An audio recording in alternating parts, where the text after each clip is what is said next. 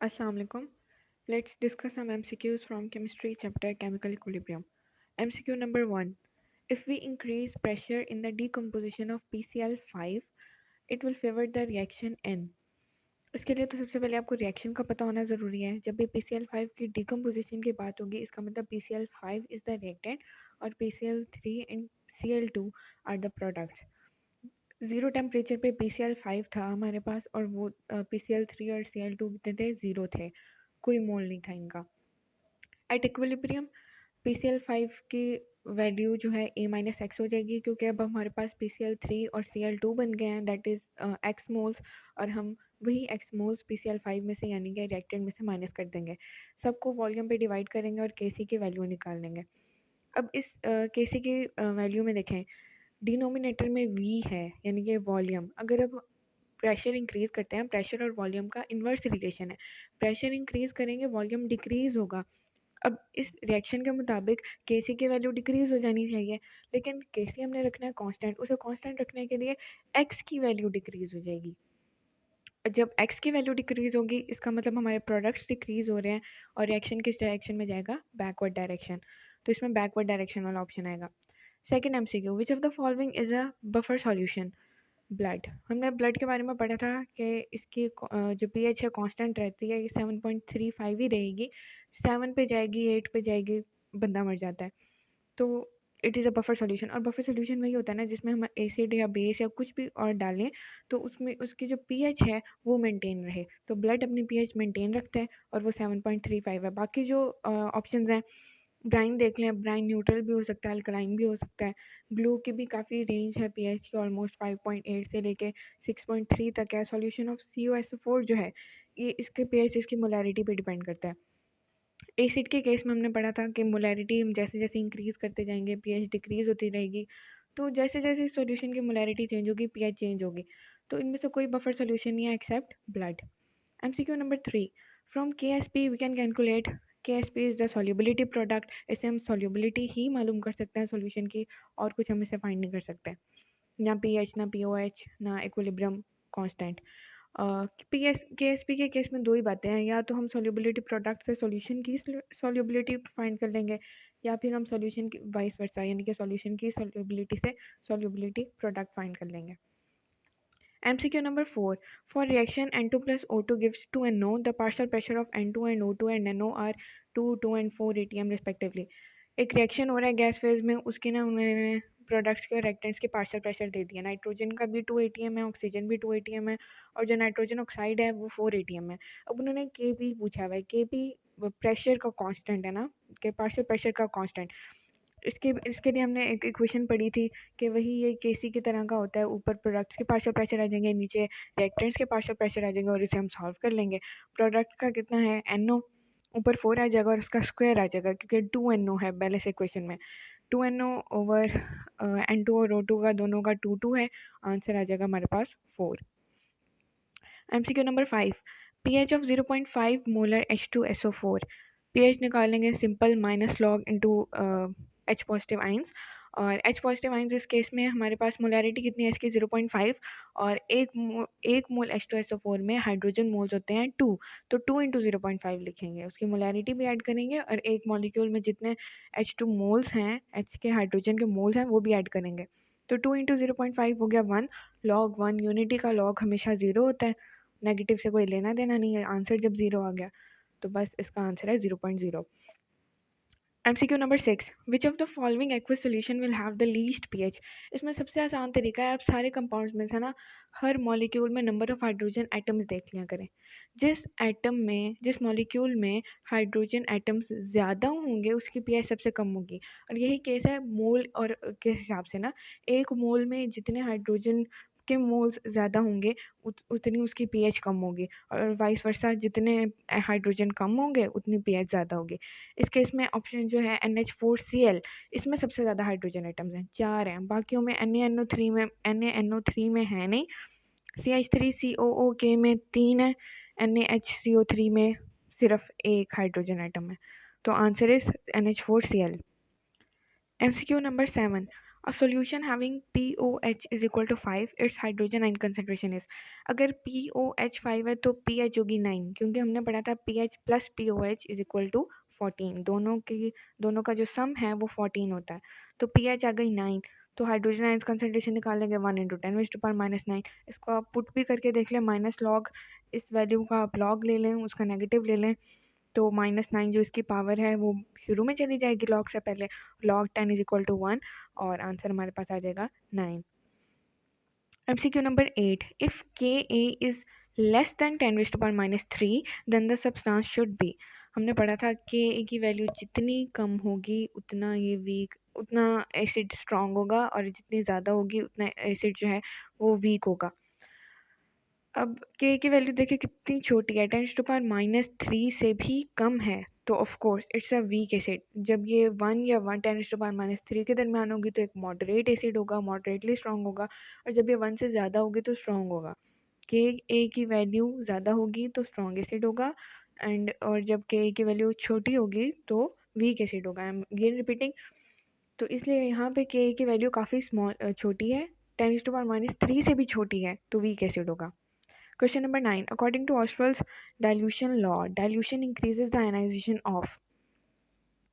अब इसके लिए एक बात जो कि हमारे बुक में मेंशन नहीं है लेकिन वो पता होना ज़रूरी है कि ये जो डाइल्यूशन लॉ है ये सिर्फ वीक इलेक्ट्रोलाइट्स पे एप्लीकेबल है, ये स्ट्रॉन्ग इलेक्ट्रोलाइट्स पे एप्लीकेबल नहीं है ये रूल कि उसकी हम डाइल्यूशन बढ़ा देंगे तो उसकी आयनाइजेशन भी इंक्रीज़ होगी, नहीं, ये सिर्फ वीक इलेक्ट्रोलाइट्स में ऐसा होता है।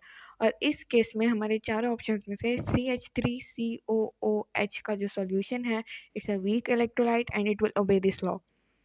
MCQ number 10.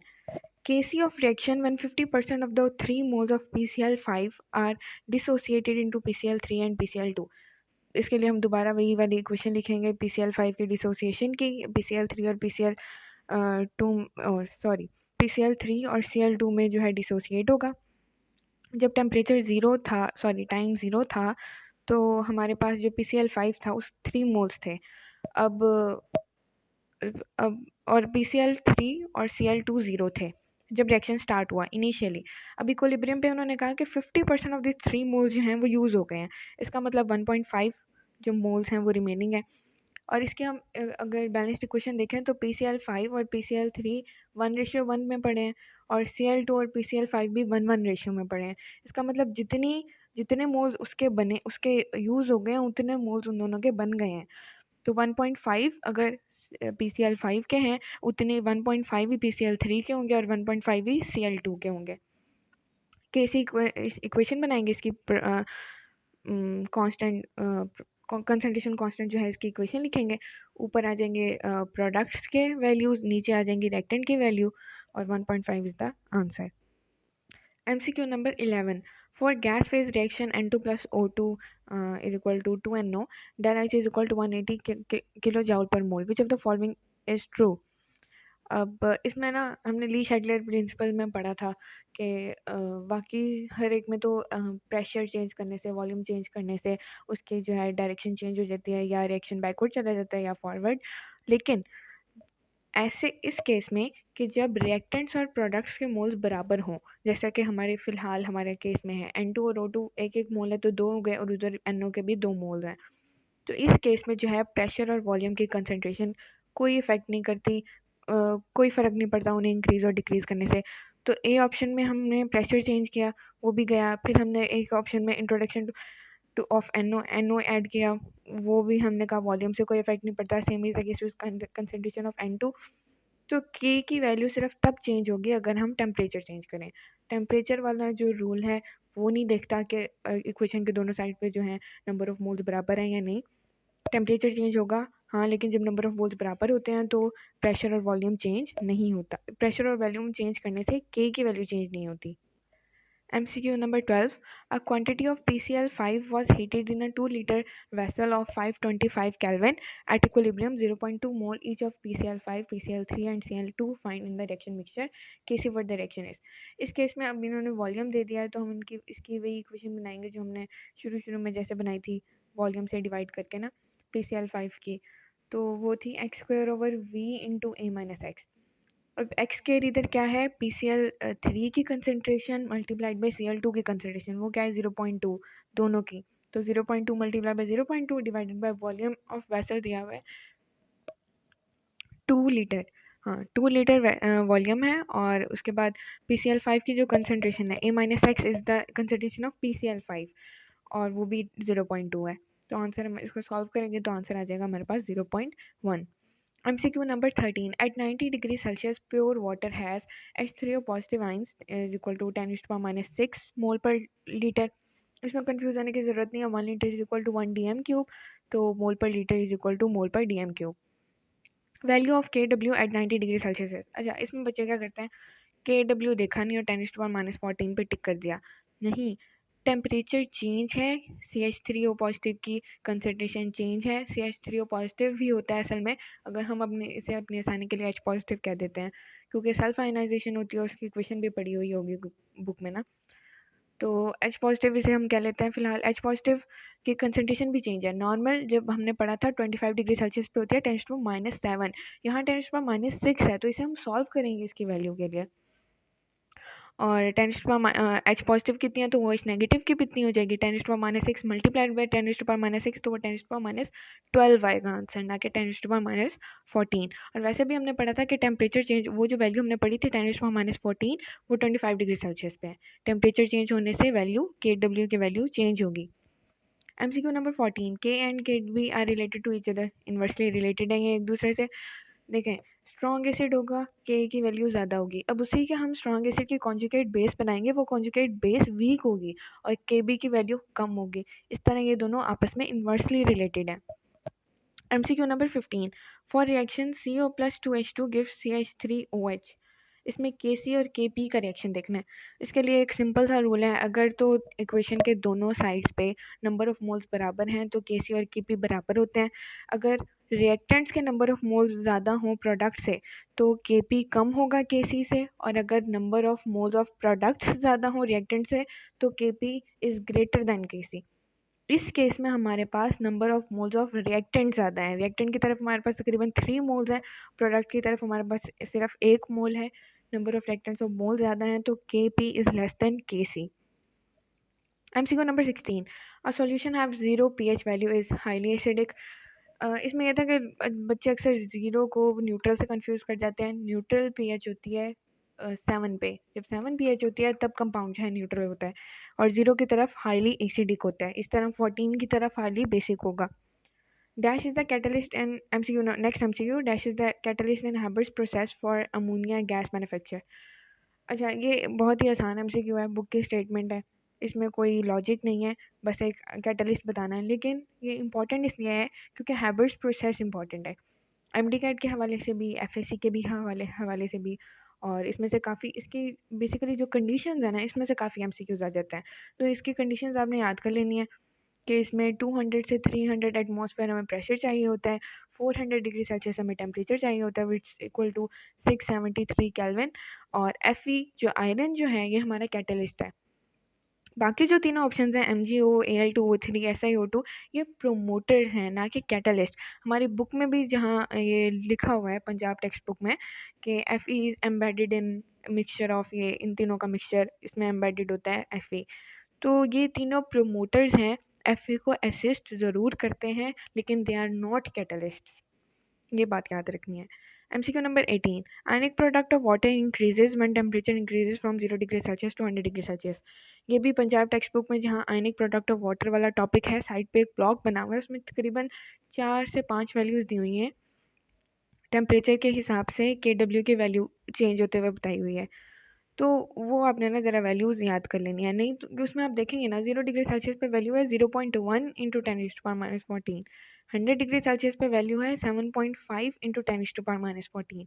तो 0.1, अब जैसे 0 से टेम्परेचर गया है 100 पे, वैल्यू चेंज हो गई है 0.1 से 7.5, तो ये 75 टाइम्स जो है वैल्यू KW की इंक्रीज़ हुई है जब टेम्परेचर जब इंक्रीज़ हुआ था 0 से 100 तक। तो ये जो वैल्यूज़ हैं KW की, ये आपने याद कर लेनी है। MCQ number 19. Addition of neon gas to the reaction mixture, ammonia formation का रिएक्शन है एट द गिवन टेम्परेचर। अच्छा, हमने एक अमोनिया फॉर्मेशन हो रही थी, उसमें नियॉन गैस डाल दी।